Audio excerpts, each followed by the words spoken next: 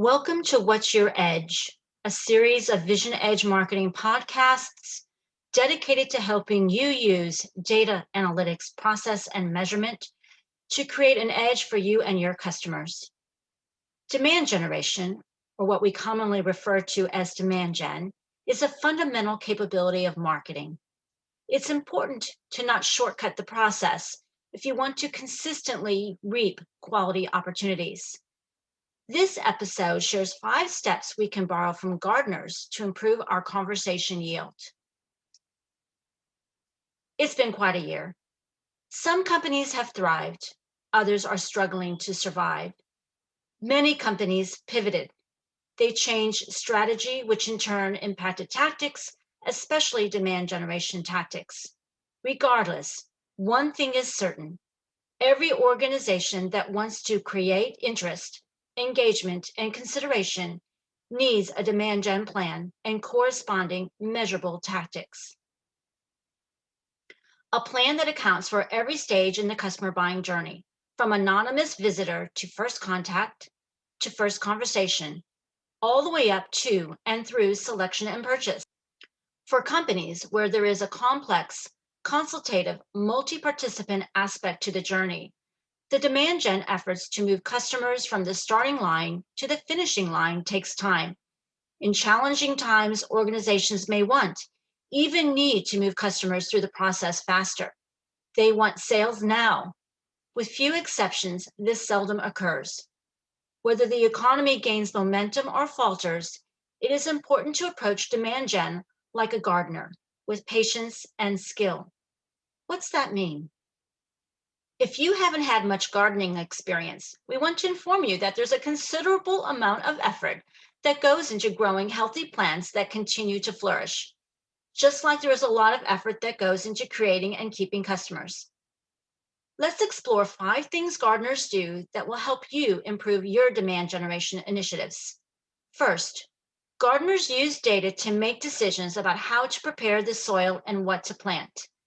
For example, how is your organization using data to understand the market trends and requirements, define the customer journey, evaluate channels and touchpoints, create content, monitor competitors, and so on? Success at demand gen requires marketers to be data literate. Make sure you have this capability on your team before you tackle the next steps. Otherwise, you may end up with a lean harvest. Second, gardeners prepare the soil, because it is the key to plant health and a garden's vitality. Soil is more than dirt. It is a mixture of minerals, dead and living organisms, air, and water. Maybe you already have a rich, crumbly loam on which to build your garden. If not, you will need to turn sand, clay, or barren ground into soil that will sustain your plants. For businesses, a rich soil is comprised of your strategy, messaging and positioning, your website, content, processes, technology, and your implementation plan.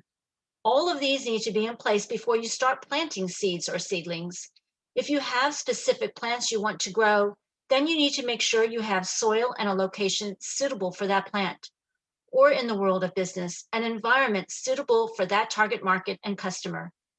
If the soil or location is not right, the plant will struggle to grow, even with good tending. Third, select the right plants. You know what you want to plant. Now you need to decide which plants.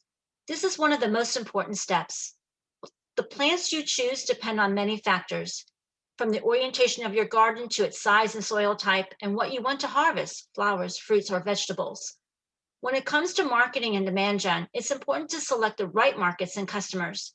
The markets and customers you choose also depend on many factors, starting with whether your organization solves a relevant problem and how well you solve it compared to current solutions or potential alternatives. Here we are on the 3rd step, and we haven't harvested one flower or vegetable. The same is true for demand gen. It's too early to be expecting customers when the plants aren't even in the ground. Fourth, tenderly nurture conversations. Gardeners carefully place the seeds or seedlings in the prepared soil. Now comes the consistent tending of the baby plants. This entails watering, fertilizing, protecting young plants from herbivores, and keeping weeds at bay. With proper tending, plants will grow and eventually produce buds. This tending applies to demand gen. All of the potential conversations you hope to create and harvest need to be carefully tended. Content, touches, channels, and the frequency of these are how we nurture demand. Over fertilizing or watering damages plants. The same applies as you nurture potential customer conversations. How do gardeners get it right? They use data and constantly monitor temperature, moisture, and wind. Demand gen efforts cannot be put on autopilot. Use data such as customer behavior, competitor moves, and market changes to adjust as needed. Lastly, cultivation. As with plants, not all buds result in a flower, fruit, or vegetable. As we nurture the plants, we must prune dead, diseased parts or unhealthy buds. Gardeners must be careful not to try and harvest too soon, thereby crippling the flowers or produce. This takes careful, patient work. Demand gen takes the same skill. Not every effort will result in a conversation. Not all customers who express initial interest will turn into serious consideration and purchase. But with patience and skill, well implemented demand gen programs will yield valuable customer conversations. Need help making sure you're planting a demand gen garden that results in a bountiful harvest? Let's set up a time to talk. Hope you found this episode of What's Your Edge helpful. What's Your Edge is the creation of Vision Edge Marketing. Vision Edge Marketing, founded in 1999, helps our customers solve the most difficult problems when it comes to using data, analytics, process, and measurement to accelerate growth, create customer value, and improve performance. We always welcome hearing from you.